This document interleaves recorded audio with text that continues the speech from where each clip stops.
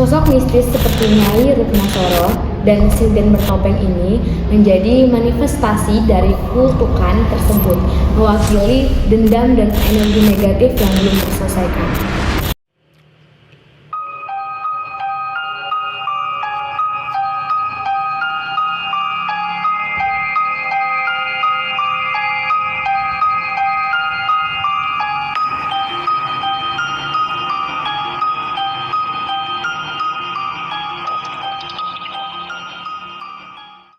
Halo Domestik, balik lagi bersama aku di Layar Hitam. Kali ini aku akan mereview film Sebelum 7 Hari.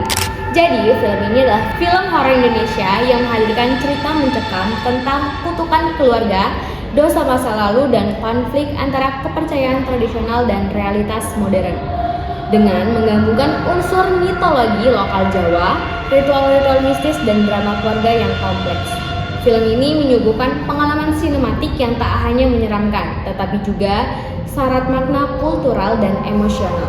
Cerita ini dimulai dengan kilas balik ke masa lalu yang kelam.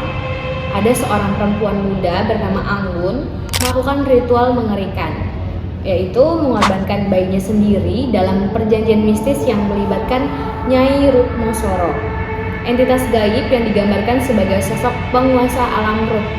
Dalam ritual ini, Anggun itu disematkan susuk jarum ke dalam tubuhnya. Itu untuk simbol kekuatan sekaligus kutukan yang membelenggu dirinya dan keturunannya.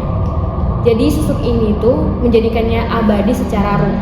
Namun dia terperangkap dalam penderitaan yang tak berkesudahan.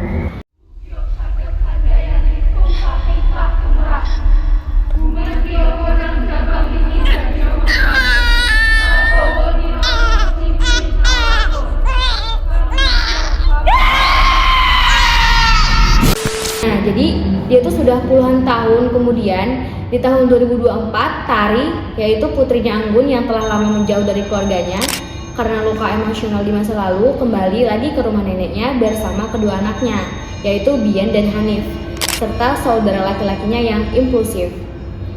Mereka datang setelah mendapatkan kabar bahwa kondisi Anggun yang sudah lanjut usia, namun masih hidup secara misterius atau semakin memburuk. Ibu sekarat, Tar. Mungkin ibu nunggu kita. Kita tuh baru kehilangan ibu. Ibu juga meninggalnya nggak wajar. Namun kedatangan mereka itu malahan membuka kembali tabir masa lalu yang kelam. Seperti ada rumah tua tempat Anggun tinggal menyimpan banyak rahasia, yaitu ada suara gamelan sinden di malam hari, penampakan sosok bertopeng, serta gangguan makhluk halus yang semakin nyata dari hari ke hari. Nah, diketahui bahwa susuk emas yang tertanam di tubuh Anggun itu adalah sumber gangguan tersebut, menahan kematian Anggun dan mengundang kekuatan supranatural ke dalam dunia manusia. Kiai Hussein itu adalah seorang dukun tua yang memahami seluk-beluk dunia spiritual Jawa. Akhirnya, dia melakukan ritual pemurnian dan mencabut susuk dari tubuh si Anggun. Setelah itu, tubuh Anggun segera berubah menjadi kerangka kering, kematiannya yang sebenar-benarnya. Namun, kematian fisik Anggun ini justru menjadi awal dari teror yang lebih besar lagi daripada sebelumnya. Kutukan yang sebelumnya itu terpendam mulai mengamuk, terutama saat keluarga gagal menjalankan ritual penguburan pada Kamis Kliwon, hari keramat dalam kalender Jawa. Sedane ibumu iki ora sebaine wong mati. Kemis sesuk kuwi Kemis Kliwon. 7 dina kok saiki. Ketegangan memuncak, tidak hanya karena gangguan gaib, tetapi juga karena konflik batin dan emosi yang meledak antara anggota keluarga. Tari yang awalnya menolak semua hal berbau mistik dan ingin segera pergi, harus menghadapi kenyataan bahwa kutukan itu nyata. Kini hantu-hantunya tuh kayak mengincar ke anak-anaknya. Sementara yang tergoda oleh warisan dan terbebani utang pinjaman online itu perlahan berubah dan akhirnya memilih berkorban demi menebus kesalahan leluhur. Mbak udah belum? Bentar Hanif. Mbak cepet. Iya Hanif bentar. Mbak! Mbak! Iya udah. Sosok mistis seperti Nyai Rukmosoro dan sinden bertopeng ini menjadi manifestasi dari kutukan tersebut, mewakili dendam dan energi negatif yang belum terselesaikan. Katanya orang yang baru meninggal itu, arwahnya masih ada di sekitar rumahnya selama 7 hari. Topeng sinden menjadi simbol pusat dari kekuatan gelap yang mengikat keluarga dan hanya bisa dihancurkan dengan ritual khusus dan keberanian dari pihak keluarga sendiri. Kejadian kayak semalam tuh gak akan ada kalau kita gak dengerin dukun itu. Ibu tenggelamkan di hari Kamis Kliwon iki turun waktu nih.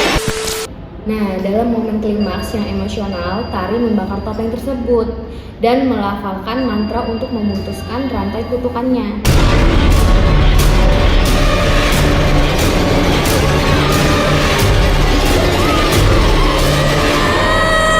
Dan menandai akhir dari teror sekaligus proses pembebasan dari beban masa lalu. Cerita ini lebih dari sekedar cerita horor sebelum 7 hari, menyampaikan pesan mendalam tentang pentingnya rekonsiliasi dengan sejarah keluarga, penyembuhan luka antara generasi, dan bagaimana tradisi bukan sekedar warisan budaya, tapi juga sarana pemahaman dan penelusuran kesalahan masa lalu. Dan film ini juga menggambarkan bagaimana masa lalu yang tidak terselesaikan akan terus membayani dan hanya bisa diatasi dengan kesadaran, keberanian, dan pengorbanan.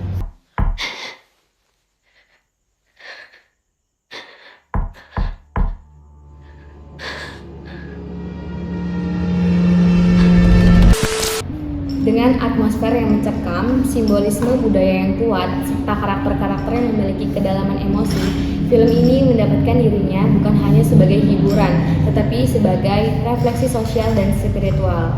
Ia memperlihatkan bahwa di balik horor dan ritual terdapat realitas universal, yaitu setiap keluarga punya rahasia dan setiap rahasia menuntut penyelesaian sebelum menjadi beban bagi generasi berikutnya. Oke, segitu saja review film yang bisa aku sampaikan yang berjudul Sebelum 7 Hari.